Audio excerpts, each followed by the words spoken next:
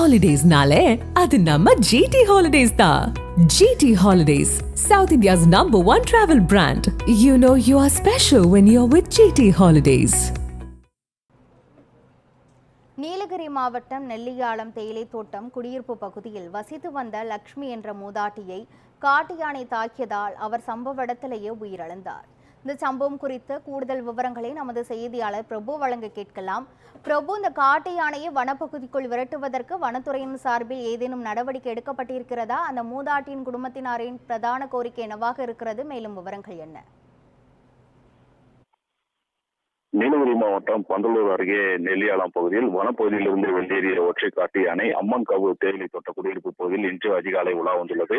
அப்போது அம்மன்காவு பகுதியைச் சேர்ந்த லட்சுமி வயது 65 வயதான மூதாட்டி தனது வீட்டில் இருந்து வெளியே காட்டு யானை இருப்பதை அறியாமல் வீட்டில் இருந்து வெளியே வந்தபோது திடீரென காட்டு யானை தாக்கியதில் அவர் சம்பவ இடத்திலேயே பரிதாபமாக உயிரிழந்தார்.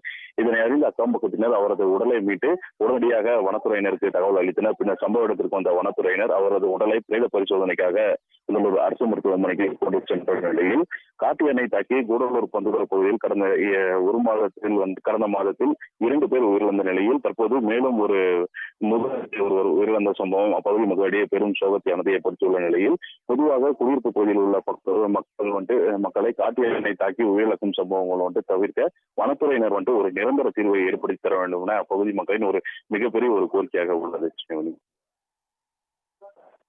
நீலகிரி பந்தலூர் பகுதியில் கிராம பகுதிக்குள் நுழைந்த காட்டு யானை தாக்கியதில் மூதாட்டி ஒருவர் உயிரிழந்து உள்ளார். இது குறித்த முழுமையான விவரங்களை வழங்கியதற்கு நன்றி பிரபு.